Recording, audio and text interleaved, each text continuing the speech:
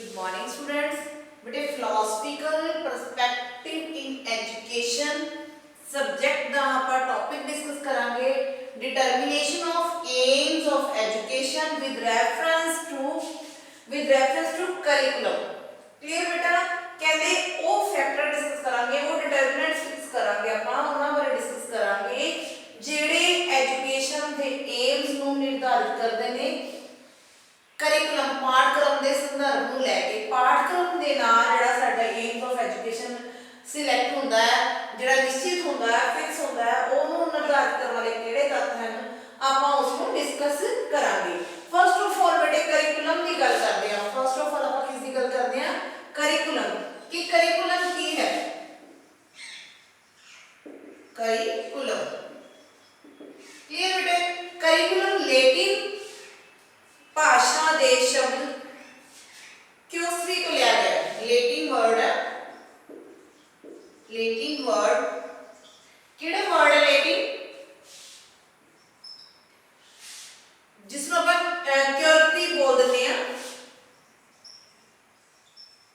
Clear इस word तो जड़ा है करिकुलम शब्द बढ़िया है करिकुलम उस तो इसका मीनिंग की है इसका मतलब है द पाथ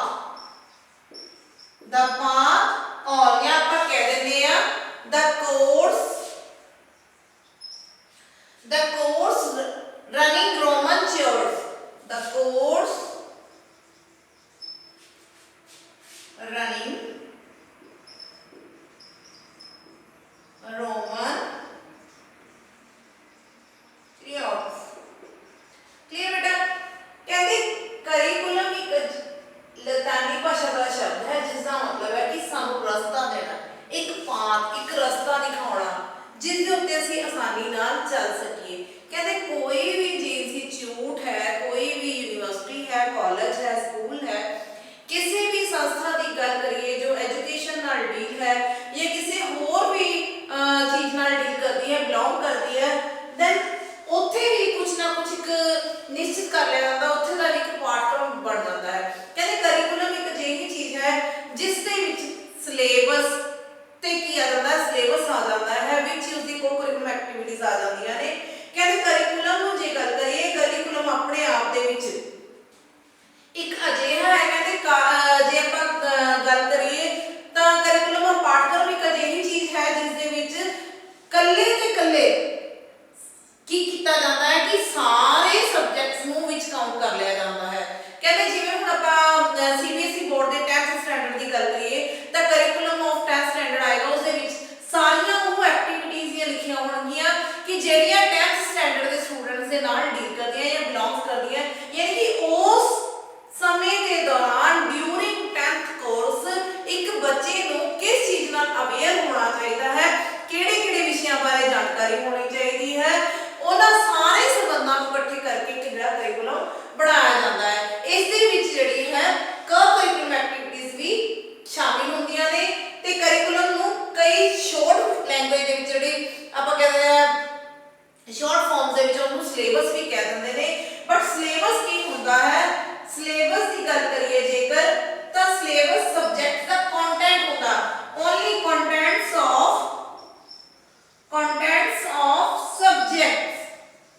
क्लियर ते बाद जेकर ਅਸੀਂ करिकुलम की गल करिए ਜਿਹੜਾ करिकुलम है वो की है कंटेंट्स ऑफ टॉपिक्स ਜਿਹੜੇ टॉपिक्स पढ़ने ਅਸੀਂ ਕਿਸੇ ਸਬਜੈਕਟ ਦੇ ਵਿੱਚ ਅਸੀਂ ਕਿਹੜਾ ਟੌਪਿਕ ਪੜ੍ਹਨਾ ਹੈ ਜਿਵੇਂ ਐਸਐਸਟੀ ਹੈ ਐਸਐਸਟੀ ਦੇ ਵਿੱਚ ਵੀ ਅਸੀਂ ਕਿਹੜੇ ਰਾਜੇ ਹਿਸਟਰੀ ਹੈ ਹਿਸਟਰੀ ਦੇ ਵਿੱਚ ਅਸੀਂ ਕਿਹੜੇ ਰਾਜੇ ਮਹਾਰਾਜੇ ਪੜ੍ਹਨੇ ਨੇ ਜਾਂ ਸਿਵਿਕਸ ਹੈ ਸਿਵਿਕਸ ਦੇ ਵਿੱਚ ਅਸੀਂ ਕਿਹੜੇ ਲਾਜ਼ ਨੂੰ ਪੜ੍ਹਨਾ ਹੈ ਜਾਂ ਕਿਹੜੇ ਰਾਈਟਸ ਨੂੰ ਪੜ੍ਹਨਾ ਹੈ ਉਹ ਜਾਂ ਫਿਰ ਆਪਾਂ ਗੱਲ ਕਰੀਏ ਜਿਓਗ੍ਰਾਫੀ ਦੀ ਤਾਂ ਜਿਓਗ੍ਰਾਫੀ ਦੇ ਵਿੱਚ ਅਸੀਂ ਕਿਹੜੇ ਏਰੀਆ ਨੂੰ डिफाइन करना है पॉलिटिकल ਦੇ ਵਿੱਚ ਕਿਹੜੇ ਦੇਸ਼ ਦੀ ਪੋਲੀਟੀਕਲ ਪਾਰਟੀਆਂ ਬਾਰੇ ਡਿਸਕਸ ਕਰਨਾ ਹੈ किस ਨੈਸ਼ਨੈਲਿਟੀ ਨੂੰ ਅਸੀਂ ਡਿਸਕਸ ਕਰਨਾ ਹੈ ਤਾਂ ਉਹ ਜਿਹੜੇ ਕੰਟੈਂਟਸ ਨੇ ਉਹ ਸਾਰੇ ਕਰਿਕੂਲਮ ਦੇ ਵਿੱਚ ਆਉਂਦੇ ਨੇ ਕਿ ਕਿਸੇ ਵੀ ਸਬਜੈਕਟ ਦੀ दायरा बनना वो करिकुलम के अंडर आता है ते सिलेबस की है ओनली एक सब्जेक्ट का दायरा करता है करिकुलम की करता है ऑल सब्जेक्ट्स नु जड़ा है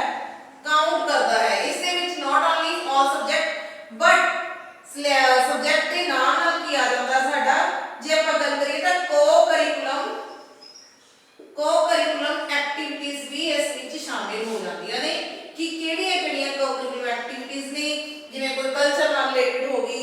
ਜਾਂ ਆਪਣੀ ਕਲਚਰ ਨਾਲ, ਸੁਸਾਇਟੀ ਨਾਲ, ਰਿਲੀਜਨ ਨਾਲ ਰਿਲੇਟਡ ਕੋਈ ਵੀ ਜਿਹੜੀਆਂ ਐਕਟੀਵਿਟੀਜ਼ ਨੇ ਉਹ ਜਿਹੜੀਆਂ ਸ਼ਾਮਿਲ ਹੁੰਦੀਆਂ ਨੇ ਤਾਂ ਉਹ ਕਿਸ ਸ਼ਾਮਿਲ ਹੁੰਦੀਆਂ ਨੇ ਕਰਿਕੂਲਮ ਦੇ ਵਿੱਚ। ਇਹਦੀ ਕਰਿਕੂਲਮ ਦਾ ਦਾਇਰਾ ਸਿਲੇਬਸ ਨਾਲੋਂ ਬਹੁਤ ਗੁਣਾ ਵੱਡਾ ਹੈ, ਪਰ ਜੋ ਜਿਨ੍ਹਾਂ ਨੂੰ ਕਹਿੰਦੇ ਕਿਸੇ ਕੋਰਸ ਨੂੰ ਕੰਪਲੀਟ ਕਰਨ ਦੇ ਲਈ ਜੋ ਐਕਟੀਵਿਟੀਜ਼ ਜਾਂ ਜੋ ਸਿਲੇਬਸ ਸਬਜੈਕਟਸ ਸ਼ਾਮਿਲ ਕੀਤੇ ਜਾਂਦੇ ਨੇ ਉਹ ਕਰਿਕੂਲਮ ਦੇ ਵਿੱਚ ਸ਼ਾਮਿਲ ਹੁੰਦੇ ਨੇ, ਚਾਹੇ ਉਹ ਕੋਈ ਐਕਸਪੈਰੀਮੈਂਟਲ ਐਕਟੀਵਿਟੀਜ਼ ਹੋਣ, ਚਾਹੇ ਉਹ ਸਿੰਪਲ ਐਕਟੀਵਿਟੀਜ਼ ਹੋਣ ਜਾਂ ਕੋਈ ਸਬਜੈਕਟ ਨਾਲ ਰਿਲੇਟਡ ਕੋਈ ਵੀ ਵਿਸ਼ਾ ਹੋਵੇ ਤਾਂ ਉਸ ਦੇ ਨਾਲ ਸੰਬੰਧਿਤ ਜਿੰਨਾ ਵੀ ਵਿਸ਼ਾ ਵਸਤੂ ਤਿਆਰ ਕੀਤਾ ਜਾਂਦਾ ਉਹ ਕਿਸ ਦੇ ਵਿੱਚ ਤਿਆਰ ਕੀਤਾ ਜਾਂਦਾ ਕਰਿਕੂਲਮ ਦੇ ਵਿੱਚ। ਕਲੀਅਰ ਹੈ ਬੇਟੇ?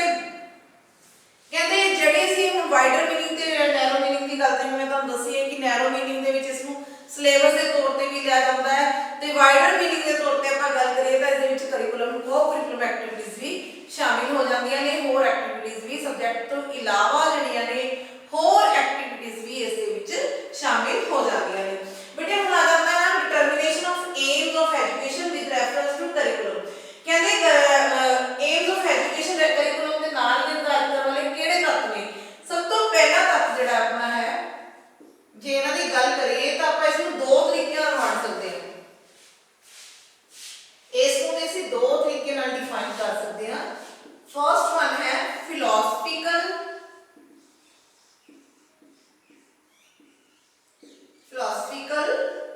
determinant of curriculum, determinants of curriculum। Clear? पहले है अपना फिलोसफिकल और सेकंड वन जेड़ा अपना आ जाता है सोशियोलॉजिकल। सोशियोलॉजिकल डिटरमिनेंट्स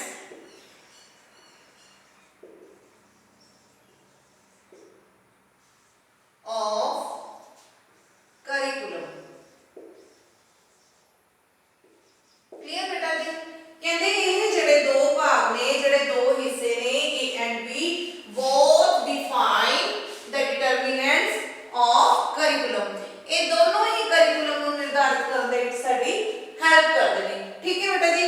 ਅੱਗੇ ਹੁਣ ਆਪਾਂ ਫਸਟ ਕੀ ਕਰਾਂਗੇ, ਫਿਲਾਸਫੀਕਲ ਜਿਹੜੇ ਡਿਟਰਮੀਨੈਂਟਸ ਨੇ ਇਹਨਾਂ ਨੂੰ ਫਿਲਾਸਫੀਕਲ ਡਿਟਰਮੀਨੈਂਟਸ ਨੂੰ ਆਪਾਂ ਡਿਸਕਸ ਕਰਾਂਗੇ ਕਿ ਇਸ ਦੇ ਵਿੱਚ ਕੀ ਆਉਂਦਾ ਹੈ। ਇਸ ਦੇ ਵਿੱਚ ਫਿਲਾਸਫੀਕਲ ਡਿਟਰਮੀਨੈਂਟਸ ਆਫ ਕਰਿਕੂਲਮ ਦੇ ਵਿੱਚ ਇਸ ਦੀ ਕੈਰੈਕਟਰਿਸਟਿਕਸ ਆ ਜਾਂਦੀਆਂ ਨੇ। ਅਦਰ ਜਿਹੜੀਆਂ ਵੀ ਚੀਜ਼ਾਂ ਦੇ ਅਸੀਂ ਵਨ ਬਾਈ ਵਨ ਜਿਹੜੇ ਆਪਾਂ ਡਿਸਕਸ ਕਰਾਂਗੇ। ਫਸਟ ਜਿਹੜਾ ਪੁਆਇੰਟ ਹੈ ਆਪਣਾ philosophical ਡਿਟਰਮੀਨੈਂਟਸ of curriculum.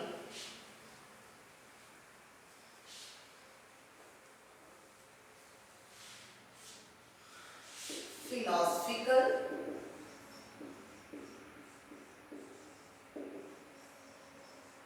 determinants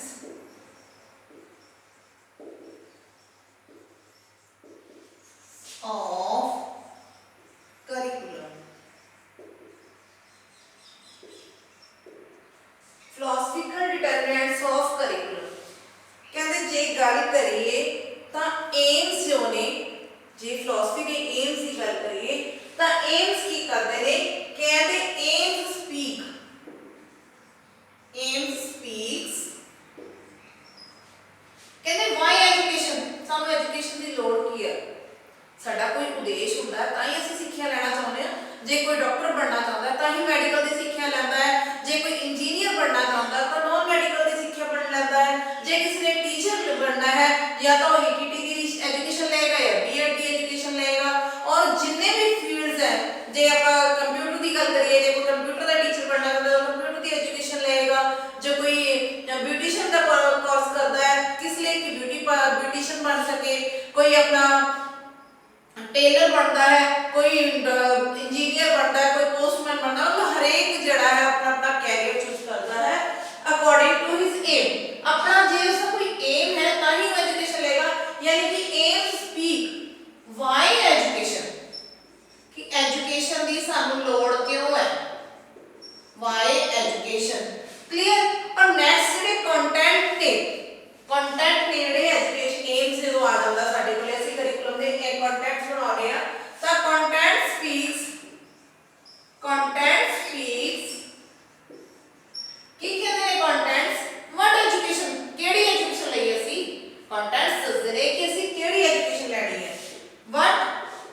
education. Clear? What? Education. और थर्ड वन जे गल करिए, थर्ड वन आ जाता है अपना पैडागोजी। पैडागोजी की कहती है हाउ ऑफ एजुकेशन। पैडागोजी मतलब तरीका, मेथड्स।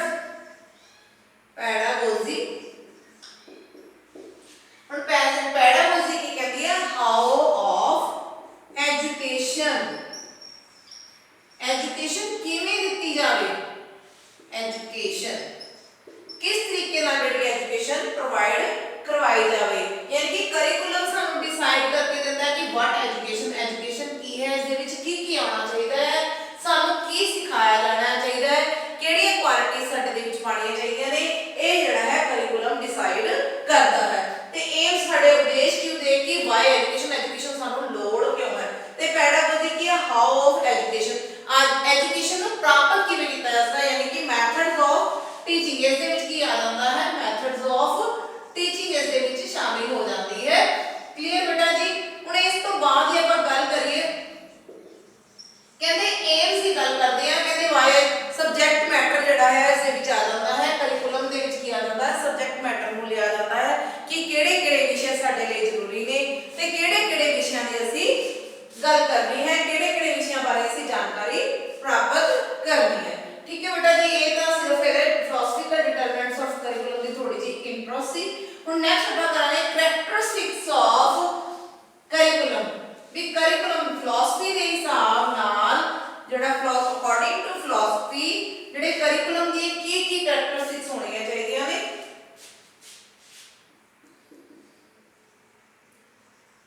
करैक्टरिस्टिक्स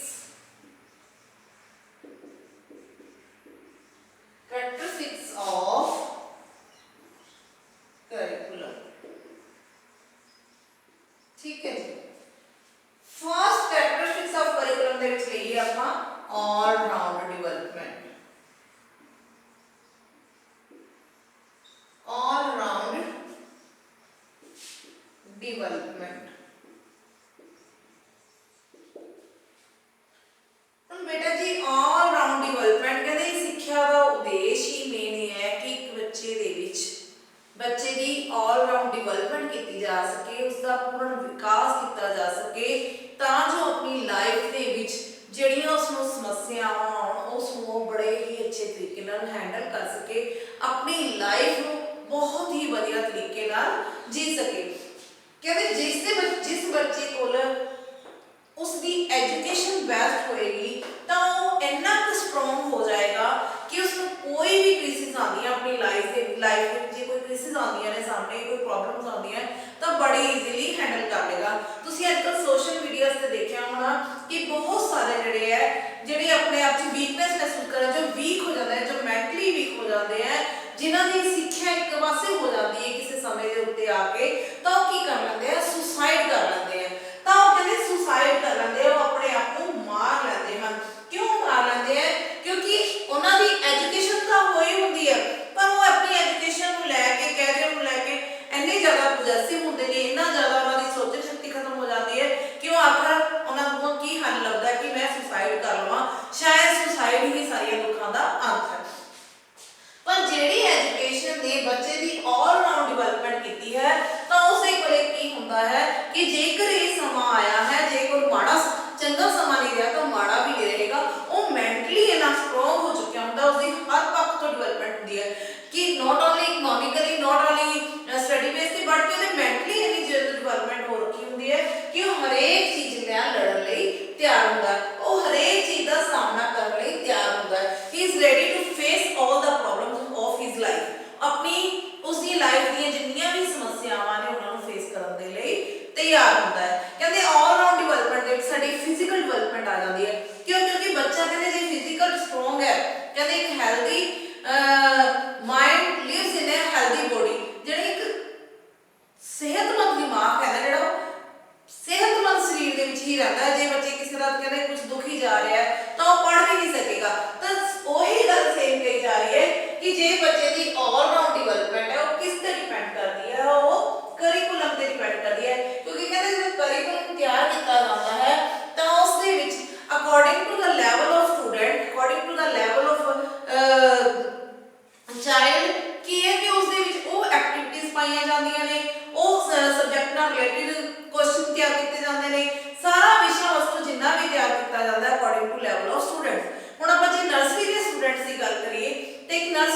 स्टूडेंट ने की किया जाता है, क्योंकि सबको पता होता है कि उसकी रिटन स्किल इतनी फास्ट नहीं होती, उसकी राइटिंग जी है इतनी ज़्यादा तेज नहीं होती, तो उसके लिए ओरल वर्क की जी कैपेसिटी रखी जाती है कि बच्चा जोड़ा है ओरल वर्क के राही सीख जाएगा। बच्चे को बोलना सीखना होंगे बच्चे ने, क्योंकि स्पीकिंग सीखेगा then he will be easy to write, ताई वो आसानी ਨਾਲ ਜਿਹੜਾ ਲਿਖਣਾ ਸਿੱਖ ਜਾਏਗਾ।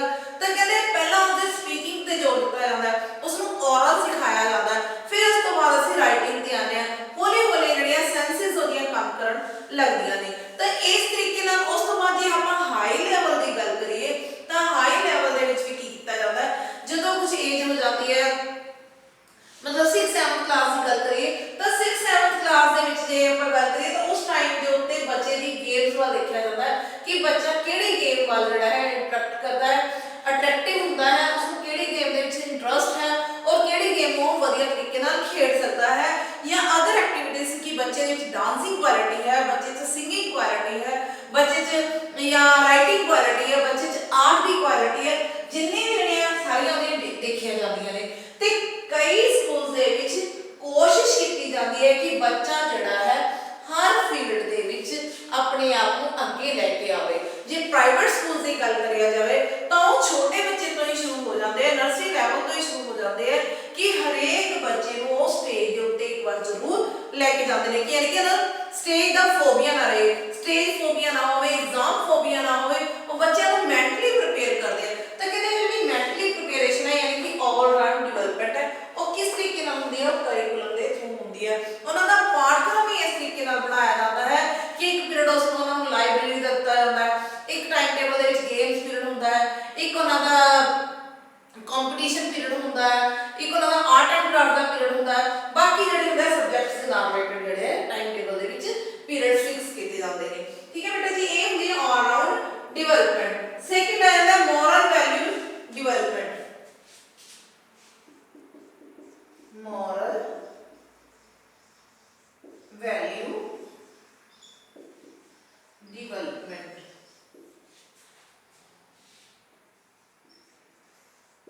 क्लियर? ਹੁਣ ਬੇਟੇ moral value development ਦੇ ਵਿੱਚ ਕੀ ਆ ਜਾਂਦਾ ਸਾਨੂੰ ਕਿ ਅਸੀਂ ਨੈਤਿਕਤਾ ਦੇ ਕਿੰਨੇ ਕੁ ਗੁਣ ਸਿੱਖਦੇ ਹਾਂ। ਸਭ ਤੋਂ ਪਹਿਲਾਂ ਜੇ ਆਪਾਂ ਸਕੂਲ ਦੀ ਗੱਲ ਕਰੀਏ, ਮਾਰਨਿੰਗ ਅਸੀਂ ਸਕੂਲ ਜਾਂਦੇ ਆ, ਸਾਰੇ ਟੀਚਰਸ ਨੂੰ ਵਿਸ਼ ਕਰਦੇ ਆ, ਸਾਰੇ ਫਰੈਂਡਸ ਨੂੰ ਵਿਸ਼ ਕਰਦੇ ਆ, ਤਾਂ ਕੀ ਮੋਰੈਲਿਟੀ ਹੈ। ठीक है, उस तो इलावा जे करिकुलम दे विच लईए तो मोरल वैल्यूज किवें सानू आउंदियां ने कि करिकुलम दे विच साडे तुहानू जिवें मैं पहला भी कई बार लैक्चर्स दस चुकी हां कि मोरल वैल्यूज नू रिलेट करते हुए बहुत सारे जिहड़े टॉपिक्स ने एजुकेशन दे विच पाए हुए ने। जे 8th 6th 7th स्टैंडर्ड नू लैके चलीए तो उन्हां दी हिंदी दी या लैंग्वेजेस बुक्स दे विच की है कि स्पैशल जिहड़े ने मोरल स्टोरीज पाईयां होंदियां ने, जिवें या तो फिर राम जी की कथा हो गई या महाभारत की कोई नैतिक कथा ले ली, या फिर आप कह दिए किसी होर भी फेमस परसनैलिटी की जिहड़ी है नैतिकता नूं लैके जिहड़े ने उस दे विच संदर्भ लिखे हुंदे ने, कुछ टॉपिक्स लिखे हुंदे ने। क्लियर? तां ओह काहदे लई हुंदे ने? मोरल वैल्यू डिवैलपमेंट दे विच। करिकुलम दे विच कई वार रिलीजीअस तौर ते भी जिहड़े ने साडीआं ट्रिप्स या टूर बारे गल कीती जांदी है कि एक टूर या ट्रिप होना चाहिए रिलीजीअस वैल्यूज नाल रिलेटेड, जिस दे नाल कि एक बच्चा जिहड़ा है मोरल वैल्यूज नूं सीख सके। ਤਾਂ ਮੋਰਲ ਵੈਲਿਊਜ਼ ਦੀ ਜੇ ਗੱਲ ਕਰਦੇ ਹਾਂ ਤਾਂ ਮੋਰਲ ਵੈਲਿਊ ਸਿਖਾਉਣਾ ਵੀ ਕਰਿਕੂਲਮ ਦੇ ਵਿੱਚ ਆਉਂਦਾ ਹੈ। ਜਿਵੇਂ ਹੁਣ ਕਰਿਕੂਲਮ ਦੇ ਵਿੱਚ ਕੋ ਕਰਿਕੂਲਮ ਐਕਟੀਵਿਟੀਜ਼ ਹੁੰਦੀਆਂ ਨੇ, ਐਨਐਸਐਸ ਦਾ ਕੈਂਪ ਹੁੰਦਾ ਹੈ, ਨੈਸ਼ਨਲ ਸਰਵਿਸ ਸਕੀਮ ਦੇ ਅੰਡਰ ਜਿਹੜਾ ਆਪਾਂ ਕਹਿੰਦੇ ਆ, ਤਾਂ ਉਸ ਦੇ ਵਿੱਚ ਕੀ ਆਉਂਦਾ ਹੈ, ਉਹ ਕਰਿਕੂਲਮ ਦਾ ਇੱਕ ਪਾਰਟ ਨੇ।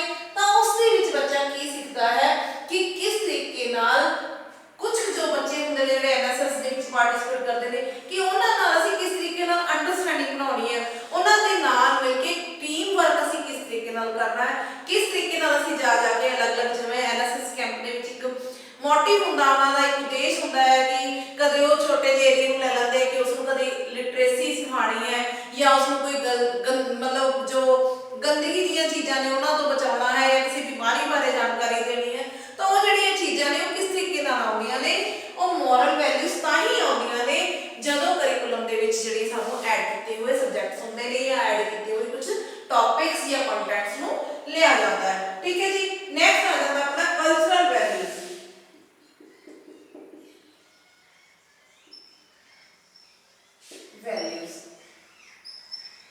ਕਹਿੰਦੇ ਕਰਿਕੂਲਮ ਦੀ ਇਹ ਵਿਸ਼ੇਸ਼ਤਾ ਵੀ ਹੈ ਕਿ ਇਹ ਕਲਚਰਲ ਵੈਲਿਊਜ਼ ਨੂੰ ਵੀ ਮੁੱਖ ਰੱਖਦਾ ਹੈ, ਯਾਨੀ ਕਿ ਕਰਿਕੂਲਮ ਦੇ ਵਿੱਚ ਸੱਭਿਆਚਾਰ ਨੂੰ ਵੀ ਮੁੱਖ ਰੱਖਿਆ ਜਾਂਦਾ ਹੈ। ਹੁਣ ਉਹ ਕਿਸ ਤਰੀਕੇ ਨਾਲ, ਜਿਵੇਂ ਆਪਾਂ ਪੰਜਾਬ ਦੇ ਵਿੱਚ ਰਹਿੰਦੇ ਆ, ਵੀ ਆਰ ਲਿਵਿੰਗ ਇਨ ਅ ਪੰਜਾਬ, ਤਾਂ ਤੁਸੀਂ ਦੇਖਿਆ ਹੋਣਾ ਹਰੇਕ ਸਟੈਂਡਰਡ ਦੇ ਵਿੱਚ ਪੰਜਾਬ ਦੇ ਮੇਲਿਆਂ ਦੀ ਜਾਂ ਤਿਉਹਾਰਾਂ ਦੀ ਗੱਲ ਜ਼ਰੂਰ ਕੀਤੀ ਹੁੰਦੀ ਹੈ, ਖੇਤੀਬਾੜੀ ਦੀ ਗੱਲ ਜ਼ਰੂਰ ਕੀਤੀ ਹੁੰਦੀ ਹੈ, ਜਾਂ ਗੁਰੂ ਸਾਹਿਬਾਨ ਦੀ ਗੱਲ ਜ਼ਰੂਰ ਕੀਤੀ ਹੁੰਦੀ ਹੈ। ਯਾਨੀ ਕਿ ਸਾਡੇ ਜੇ ਕਲਚਰ ਦੀ ਗੱਲ ਕਰੀਏ, ਸੱਭਿਆਚਾਰ ਦੀ ਗੱਲ ਕਰੀਏ, ਤਾਂ ਪੰਜਾਬੀ ਸੱਭਿਆਚਾਰ ਦੇ ਵਿੱਚ ਸਾਡੇ ਲੋਕ ਨਾਚ, ਗਿੱਧਾ, ਭੰਗੜਾ, ਜਾਂ ਗੁਰੂ ਸਾਹਿਬਾਨ ਆਉਂਦੇ ਨੇ, ਜਾਂ ਪਾਣੀ ਦਰਿਆਵਾਂ ਦੀ ਗੱਲ ਕੀਤੀ ਜਾਂਦੀ ਹੈ, 5 ਦਰਿਆਵਾਂ ਦੀ ਗੱਲ ਕੀਤੀ ਜਾਂਦੀ ਹੈ, ਜਾਂ ਸਾਡੇ ਜਿਹੜੇ ਤਿਉਹਾਰ ਨੇ ਜਿਵੇਂ ਲੋਹੜੀ ਹੋ ਗਈ, ਵਿਸਾਖੀ ਹੋ ਗਈ, ਠੀਕ ਹੈ ਜੀ, ਜਿੰਨੇ ਵੀ ਕਲਚਰਲ ਆਪਣੇ ਸੱਭਿਆਚਾਰਕ ਪ੍ਰੋਗਰਾਮ ਨੇ ਉਹਨਾਂ ਬਾਰੇ ਸਾਨੂੰ ਵੈਲਿਊਜ਼ ਦੇਣਾ ਜਾਂ ਉਹਨਾਂ ਵੈਲਿਊਜ਼ ਨੂੰ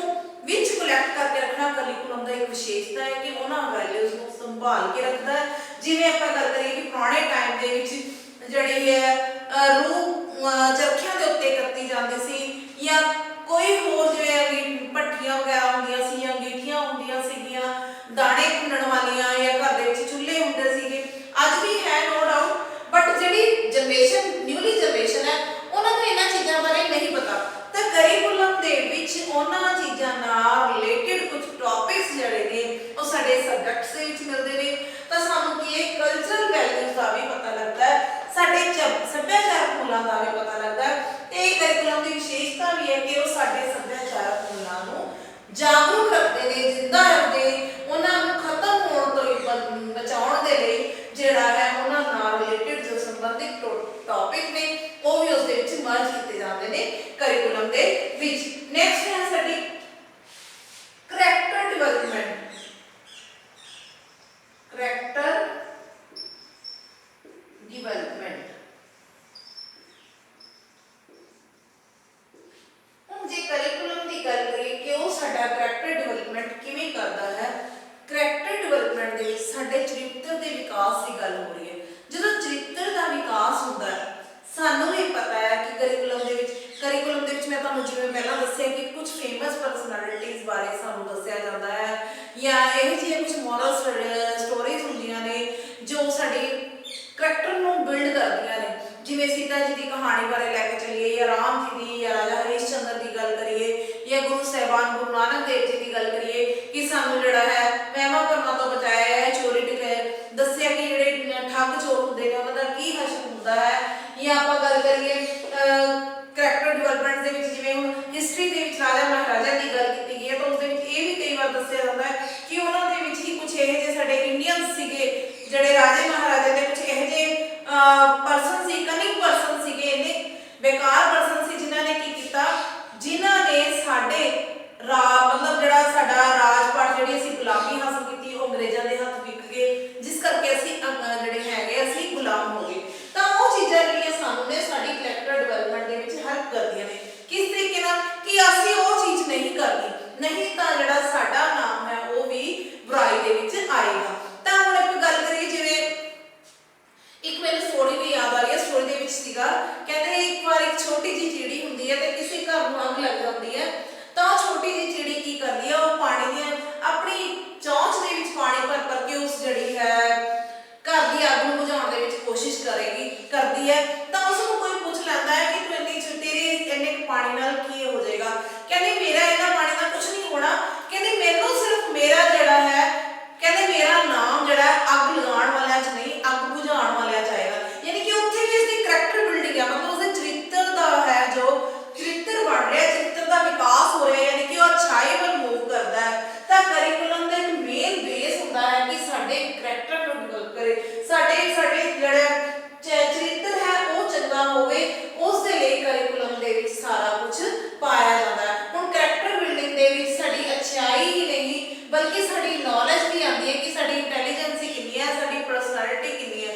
ਤਾਂ ਕਰਿਕੂਲਮ ਦਾ ਪਾਰਟ ਕੀ ਕਰਦਾ ਹੈ ਕਿ ਉਸ ਇੰਟੈਲੀਜੈਂਸ ਨੂੰ, ਉਸ ਮੋਰੈਲਿਟੀ ਜਿਹੜੀ ਉਹ ਸਾਡੀ ਇੰਟੈਲੀਜੈਂਸ ਹੈ ਕਿਸ ਤਰੀਕੇ ਨਾਲ ਵੱਧ ਸਕਦੀ ਹੈ, ਸਾਡੀ ਪਰਸਨੈਲਿਟੀ ਕਿਸ ਤਰੀਕੇ ਨਾਲ ਡਿਵੈਲਪ ਹੋ ਜਾਂਦੀ ਹੈ, ਉਹ ਵੀ ਇੱਕ ਕਰੈਕਟਰ ਡਿਵੈਲਪਮੈਂਟ ਦਾ ਪਾਰਟ ਹੈ। ਤਾਂ ਇਸ ਦੀ ਇੱਕ ਵਿਸ਼ੇਸ਼ਤਾ ਹੈ ਕਿ ਸਾਡੀ ਕਰੈਕਟਰ ਬਿਲਡਿੰਗ ਵੀ ਕਰਦੀ ਹੈ। ਤਾਂ ਨੈਕਸਟ ਆ ਜਾਂਦਾ ਸਾਡਾ ਡਿਵੈਲਪਮੈਂਟ ਆਫ ਜਾਂ ਨੈਸ਼ਨਲ ਡਿਵੈਲਪਮੈਂਟ।